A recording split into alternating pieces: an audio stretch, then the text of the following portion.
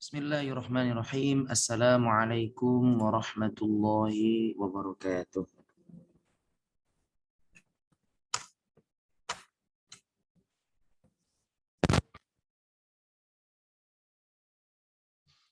Bismillahirrahmanirrahim. Ayyuhal ikhwah rahimakumullah. Kembali di kesempatan kali ini kita akan melanjutkan program kita untuk melanjutkan membaca tafsir Al-Munir ya. Mudah-mudahan pada kesempatan kali ini kita bisa menuntaskan untuk materinya. Baik, kita langsung mulai saja untuk share screen materinya.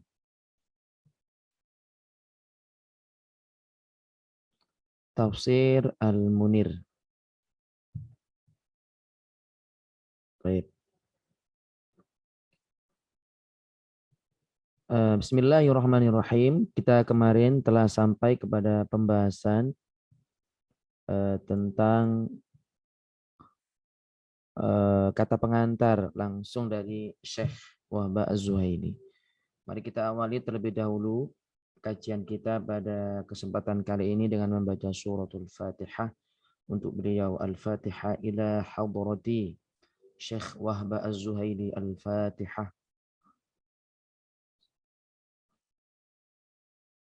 Iyyaka na'budu wa iyyaka nasta'in ihdinas siratal mustaqim siratal ladzina an'amta 'alaihim ghairil maghdubi 'alaihim waladdallin amin. Baik. Bismillahirrahmanirrahim ayyuhal ikhwah, sampailah kita di pembahasan tentang pengetahuan penting yang berkaitan dengan Al-Qur'an Al-Karim. Bismillahirrahmanirrahim. Kita akan nanti mengetahui tentang definisinya, cara turunnya, dan cara pengumpulannya. Baik, kita mulai saja untuk poin yang pertama. Definisi Al-Quran, cara turunnya, dan cara pengumpulannya. Al-Quran yang agung, yang mana Al-Quran yang sejalan dengan kebijakan Allah Subhanahu wa Ta'ala. Tidak ada lagi di dunia ini wahyu ilahi selain dia setelah lenyapnya atau bercampurnya kitab-kitab samawi terdahulu dengan ilmu-ilmu lain yang diciptakan manusia. Al-Quran adalah petunjuk hidayah. Al-Quran merupakan konstitusi hukum. Al-Quran adalah sumber sistem aturan Tuhan bagi kehidupan. Al-Quran merupakan jalan untuk mengetahui halal dan haram.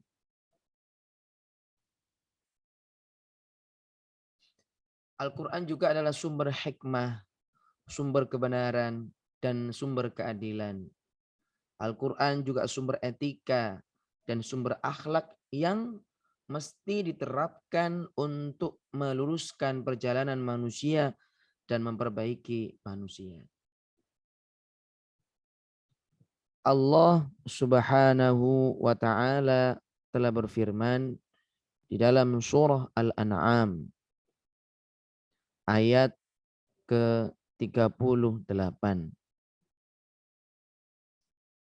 yang bunyinya ma farratna fil kitabi min syai'in thumma ila rabbihim yuhsyarun. Dan tiadalah kami alpakan sesuatu pun dalam Alkitab. Jadi tidak ada yang sampai ketinggalan loh. Segala hal itu. Semuanya insya Allah ada di dalam Al-Quran. Demikian penjelasan dari Allah Subhanahu wa Ta'ala. Surah An-Nahl ayat ke-89.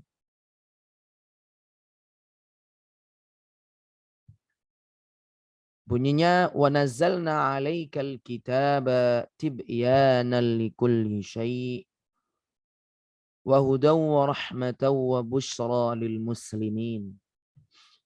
Dan kami turunkan kepadamu dan telah kami turunkan kepadamu Alkitab, yaitu Al-Quran. Tibyanan likulli syai', untuk menjelaskan segala sesuatu. Wa hudaw wa rahmah, dan juga Al-Quran menjadi petunjuk serta rahmat. wa busyra lil muslimin, dan Al-Quran menjadi kabar gembira bagi orang-orang yang berserah diri. Mudah-mudahan kita tergolong orang muslim, yaitu orang-orang yang berserah diri. Para ulama usul fiqih telah mendefinisikan Al-Quran bukan karena manusia tidak mengenal Al-Quran, melainkan untuk menentukan. Kenapa definisi itu dibuat? Untuk menentukan apa yang menjadi bacaan itu terhitung ibadah. Kemudian definisi itu dibuat untuk apa yang boleh dibaca dalam sholat dan apa yang tidak boleh. Kemudian untuk juga menjelaskan hukum-hukum syariat ilahi yang berupa halal haram dan apa yang dapat dijadikan sebagai hujjah dalam menyimpulkan hukum.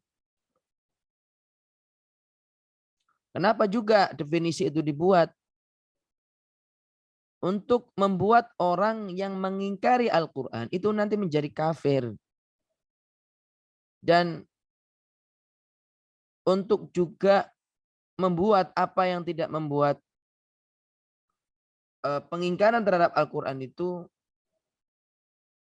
tidak menjadi kafir. Gitu. Oh, kalau yang begini itu nggak akan menjadi kafir. Demikianlah. Jadi ada ulama kita, ulama usulul fiqh. Beliau membuat definisi Al-Quran dengan tujuan sebanyak tadi. Terus seperti apa definisinya? Berikut ini. Para ulama berkata tentang Al-Quran. Al-Quran kalamullah al-mu'jiz. Yang artinya bahwa Al-Quran adalah firman Allah yang mukjizat. Itu yang pertama. Yang kedua, bukan kedua ini. Yang pertama adalah Al-Quran firman Allah. Yang kedua, Al-Quran mengandung mukjizat. Yang ketiga, Al-Quran itu yang diturunkan kepada Nabi Muhammad Sallallahu Alaihi Wasallam. Ada loh firman Allah yang tidak diturunkan kepada Nabi Muhammad. Seperti Injil, Zabur, dan Taurat. Kemudian Al-Quran adalah sesuatu yang diturunkan kepada Nabi Muhammad Sallallahu Alaihi Wasallam dalam bahasa Arab. Ada juga sesuatu yang diturunkan kepada Nabi Muhammad Sallallahu Alaihi Wasallam tapi tidak berupa bahasa Arab. Seperti kemampuan beliau yang lainnya. Allah memberikan beliau ketampanan yang luar biasa. Allah memberikan mukjizat. Awan mengikuti beliau, menaungi beliau, dan banyak mukjizat beliau. Adapun mukjizat yang diberikan kepada Nabi Muhammad dalam bahasa Arab, inilah Al-Quran. Kemudian Al-Quran itu adalah firman Allah yang mukjizat yang diturunkan kepada Nabi yang berbahasa Arab, dan ini semuanya tertulis di dalam mushaf. Dan semuanya tadi itu yang bacaannya, yang orang membacanya terhitung sebagai ibadah. Dan semuanya tadi itu diriwayatkan secara mutawatir. Nah, maaf sebentar.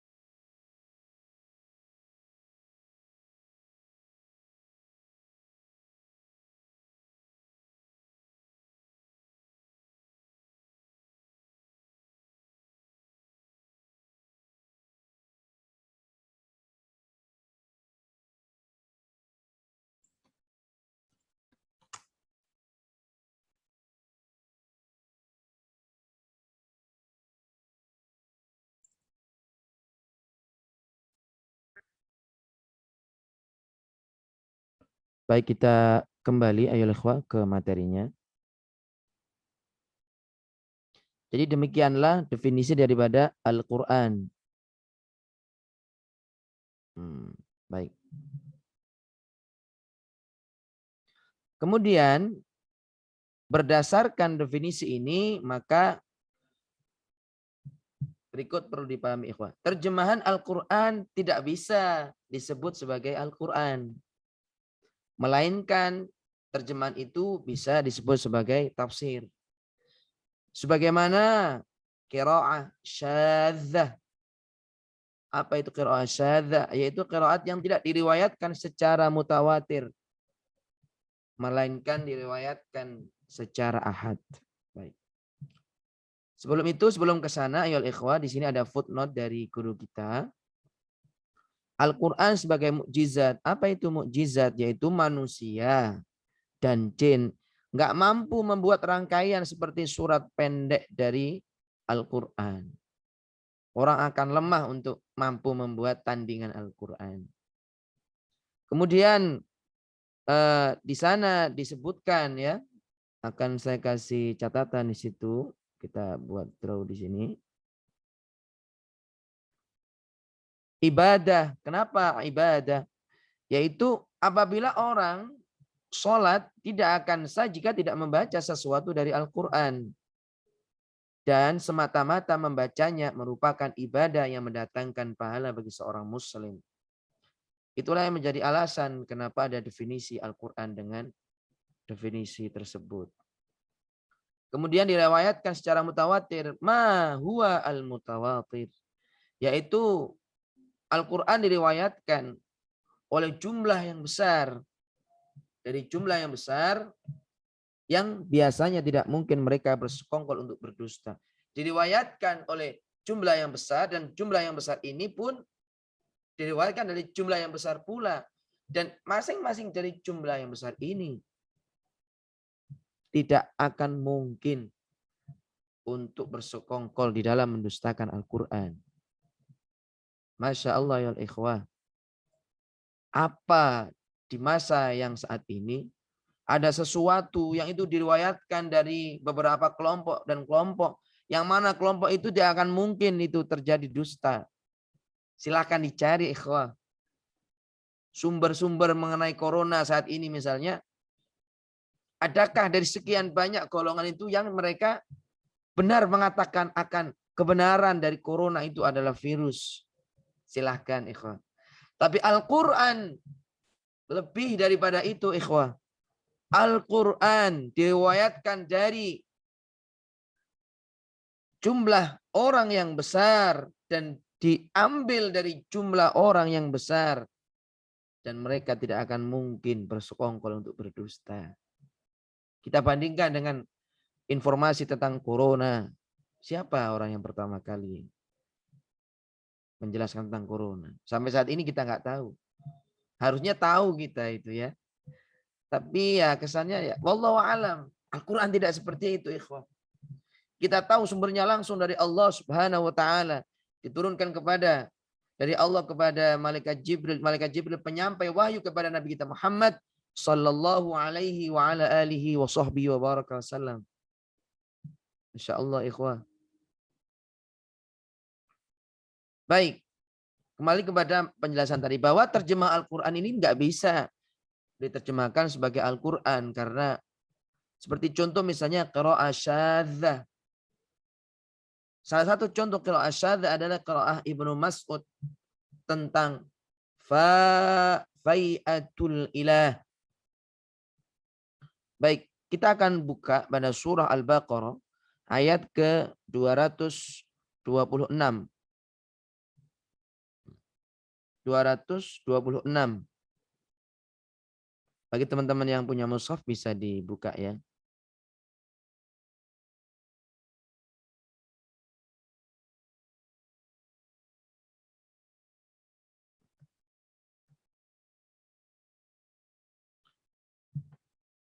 Fa in fa'u fa innallaha ghafurur rahim. Yang artinya kemudian jika mereka kembali kepada istrinya maka sungguh Allah Maha Pengampun dan Maha Penyayang. Ini salah satu qiraah syadzah fa in fa'u. Bai'atul ilah. Apa itu bai'atul ilah? Ilah artinya bersumpah untuk tidak menyetubuhi istri. Dan kalimat farrajulu ila imraati artinya lelaki itu kembali menggauli istrinya setelah dia pergi bersumpah untuk tidak menggaulinya. Ada yang menjelaskan qiraat ini. Kemudian surah Al-Baqarah ayat 233 di hadis di buku ini tertulis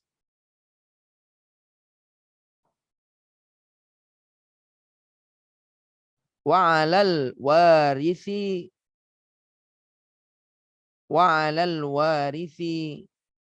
dzirrahimi muharrami mithlu dzalik. Kalau di Al-Qur'an yang ada di kita adalah wa 'alal warithi mithlu dzalik. Itu ada teks yang berbunyi dzirrahimi muharrami. Terus kalau di atas fa in fa'u fihinna ada kalimat fihinna. Baik. Kemudian serta qiraatnya tentang kafarah sumpah orang yang tidak mampu.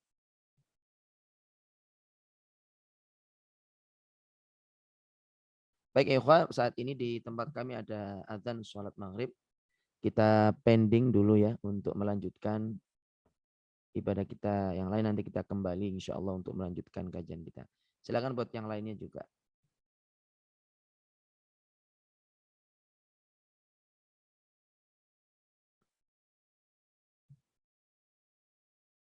Baik, alhamdulillahirabbil alamin ayyuhal ikhwah. Sepertinya untuk kajian kita kali ini dicukupkan sekian ya.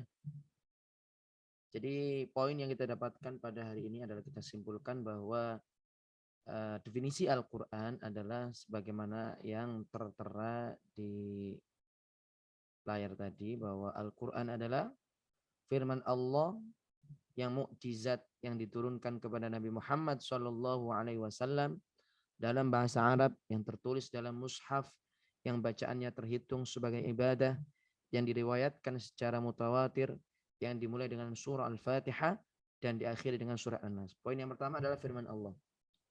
Poin yang kedua adalah mengandung mukjizat. Firman Allah yang mengandung mukjizat. Kemudian yang ketiga diturunkan kepada Nabi Muhammad Shallallahu Alaihi Wasallam yang dengan bahasa Arab. Kemudian al-muta'abbad bitilawati, yang orang membacanya akan mendapatkan pahala. Kemudian al-manqul, yang diturunkan, yang diriwayatkan dengan mutawatir, yang dimulai dari surah Al-Fatihah dan diakhiri dengan surah An-Nas. Itulah definisi Al-Quran ayyuhal ikhwah. Jadi sejauh ini kita sekarang udah tahu nih, kalau kita sekarang mempelajari tafsir Munir, yaitu tafsir yang menjelaskan tentang Al-Quran, maka definisi Al-Quran tadi itu yang tadi seperti itu ikhwah. Ala kulli hal, demikian yang bisa kami sampaikan pada kesempatan kali ini. Dan kami rencanakan insya Allah nanti akan ada pembahasan-pembahasan yang lainnya, yang itu tidak hanya kita tutup dulu ya, ini share screen-nya.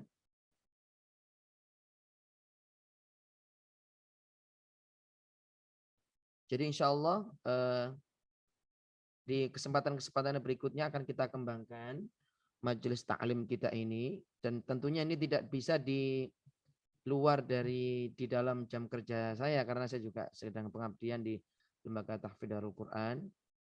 Insya Allah nanti di waktu yang kita tentukan kita ambil nanti waktunya di luar jam kerja saya. Mohon maaf karena saat ini jam kerja saya lumayan padat di pesantren. Mudah-mudahan barokah juga diterima amalnya menjadi amal ibadah. Insya Allah nanti akan ada pembahasan tentang fikih al-Islam wa adillatuhu. Ini juga masih karangan daripada Syekh Wahab Az-Zuhaili. Kemudian kitab sejarah Hilyatul Aulia. Ini berisi tentang sejarah para kekasih Allah Subhanahu wa taala, para sahabat Nabi tentunya. Kemudian kita juga nanti membaca kitab Al-Adhkar terjemahan Mas Ian ya, karangan dari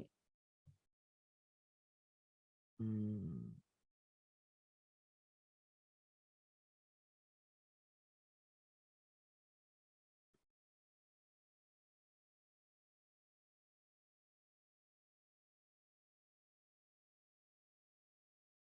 oh saya pikir kitab Al-Adhkarnya Syekh Nawawi. Oh iya memang kitab Al-Adhkarnya Imam Nawawi ya. Cuma ditahqiq oleh imam yang lainnya. Baik. Kemudian nanti kita juga membaca tajwid musawwar sama bahasa Arab Jami'ud Durus ya. Saya sebenarnya berencana akan mengkaji kitab Nahwul Wafi. Jadi untuk menguatkan kompetensi bahasa Arab saya dan bahasa Arab antum semua. Mudah-mudahan kita nanti segera dapat bukunya nanti. Jadi mungkin untuk nahwunya kita pakai Nahwul Wafi ya. Mudah-mudahan demikian yang bisa kami sampaikan pada kesempatan kali ini. Kita akhiri dengan doa kafaratul majelis. Subhanakallahumma wa bihamdika nasyhadu an la ilaha illa anta nastaghfiruka wa natubu ilaik. Dari saya assalamualaikum warahmatullahi wabarakatuh.